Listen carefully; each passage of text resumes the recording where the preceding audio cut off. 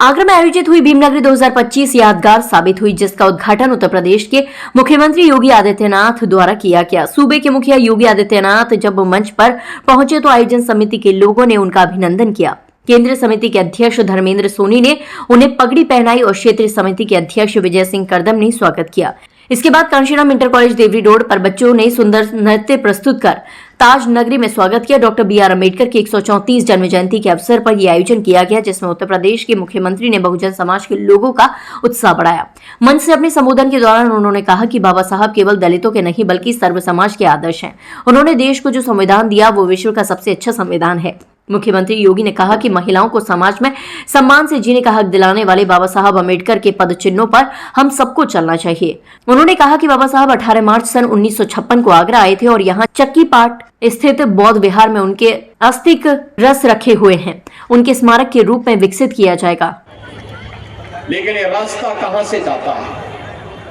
उन्होंने कहा था शिक्षित बनो, अपने बच्चों को शिक्षित बनाओ। शिक्षा के प्रति उनका आग्रह, शिक्षा के प्रति उनका आग्रह, और उस आग्रह को आगे बढ़ाने के लिए आज सरकारें कार्य कर रही हैं। उन्होंने कहा था संगठित रहो, अपने हक के लिए लड़ो, लेकिन अंधभक्त बनकर के नहीं, सही और गलत की पहचान करके आप आगे बढ़िए, अपना मार्ग प्रशस्त करिए। बाबा साहब भीमराव अम्बेडकर जैसा महान व्यक्तित्व हमारे लिए एक प्रेरणा है, और जो बात उन्होंने 1956 में आगरा में कही थी, आज भी कोटि कोटि नागरिकों के लिए, वंचितों के लिए, दलितों के लिए, गरीबों के लिए एक मार्गदर्शक के रूप में। बहनों और भाइयों, आज जब हम लोग बात करते हैं बाबा साहब भीमराव अम्बेडकर जी के, तो याद करना, जो भी भारत के संविधान का अपमान करता है, जो भी बाबा साहब भीमराव अम्बेडकर के द्वारा बनाए गए संविधान का अपमान करता है, इसका मतलब वे बाबा साहब की अवमानना कर रहे हैं, और हमें ऐसे लोगों को बर्दाश्त नहीं करना चाहिए। बाबा साहब भीमराव अम्बेडकर के द्वारा बनाया गया संविधान अपनी 75 वर्षों की शानदार यात्रा को लेकर के आगे बढ़ा है। उत्तर से दक्षिण तक, पूरब से पश्चिम तक पूरे भारत को एकता के सूत्र में बांधा है। भारत के प्रत्येक नागरिक को दुनिया के अंदर बड़े बड़े देश हैं, अपने संबोधन के दौरान मुख्यमंत्री योगी आदित्यनाथ ने अपने चिरपरिचित अंदाज में कांग्रेस और सपा को भी घेरने का काम किया, तो वहीं ममता दीदी ने भी उन्हें जुबानी हमला बोला। इतना ही नहीं, मुख्यमंत्री योगी आदित्यनाथ सामाजिक मंच से अपनी राजनीतिक उपलब्धियां गिनाना नहीं भूले। उन्होंने डबल इंजन की सरकार की अनेक उपलब्धियां भी भीमनगरी के मंच से जनता को बताई। तो कौन लोग थे जिन लोगों ने बाबा साहब को उनकी योग्यता के बावजूद और सबसे योग्य सदस्य होने के बावजूद जिन्होंने विदेश अर्थनीति से संबंधित समितियों में स्थान नहीं देने दिया?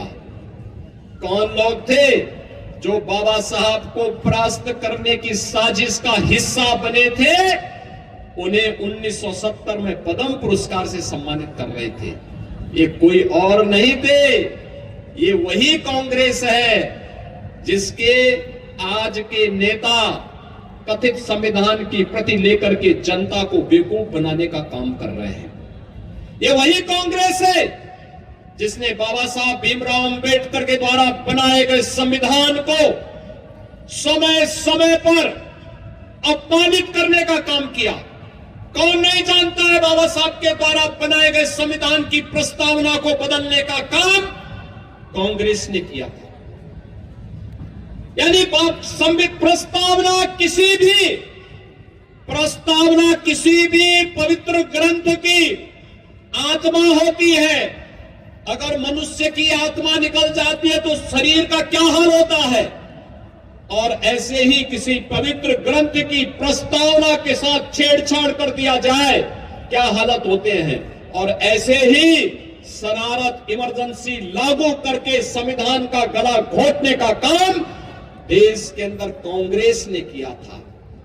और बहनों और भाइयों, तब भी ये लोग जनता को बेवकूफ बनाने के लिए, बाबा साहब के नाम पर वोट बैंक बनाने के लिए आने का दावा करते हैं।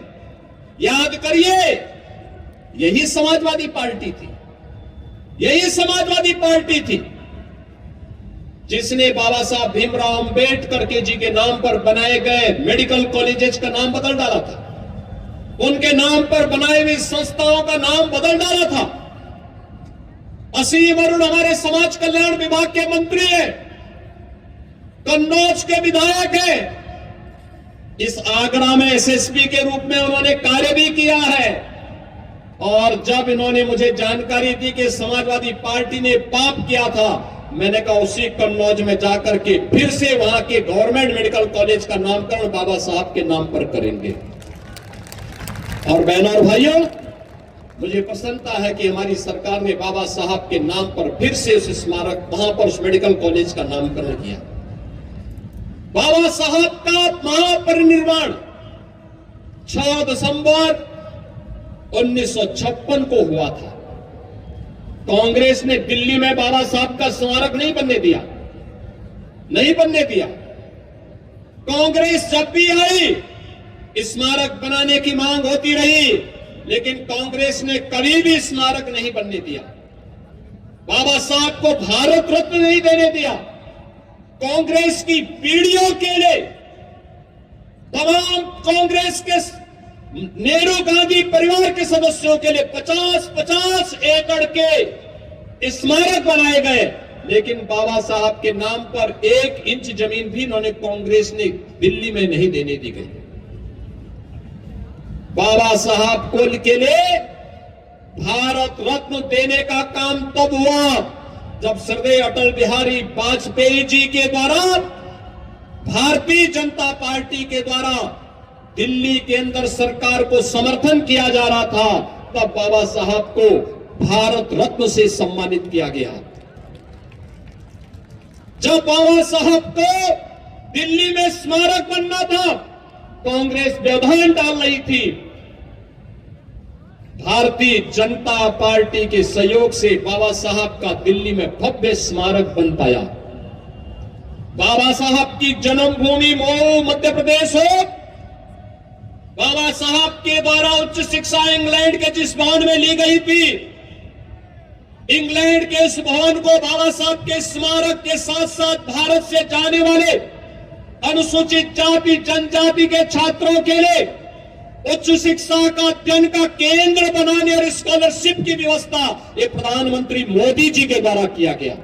कार्यक्रम के दौरान में बड़ी संख्या में अम्बेडकर अनिवार्य भीमनगरी स्थल प्रति मौजूद रहे। उन्होंने अपने मसीहा बाबा साहब अम्बेडकर को नमन किया। इस अवसर पर मंच पर केंद्रीय राज्य मंत्री professor SP Singh Baghel, cabinet मंत्री योगेंद्र उपाध्याय, डॉक्टर जयवीर सिंह, स्वतंत्र देव सिंह, बेबी रानी मौर्य, धर्मवीर प्रजापति के अलावा सांसद नवीन जैन, राजकुमार चाहर, एमएलसी विजय शिवरे, विधायक पुरुषोत्तम खंडेलवाल, डॉक्टर धर्मपाल सिंह, महिला आयोग की अध्यक्ष बबीता चौहान, जिला पंचायत अध्यक्ष मंजू भदौरिया, महापौर हेमलता दिवाकर के अलावा भीमनगरी आयोजन समिति के एडवोकेट करतार सिंह, भारतीय श्याम जरारी, इंजीनियर महेश चंद्रा आदि लोग मौजूद रहे। जबकि ऋषि कुमार सिंह ने इस कार्यक्रम का सफल संचालन किया।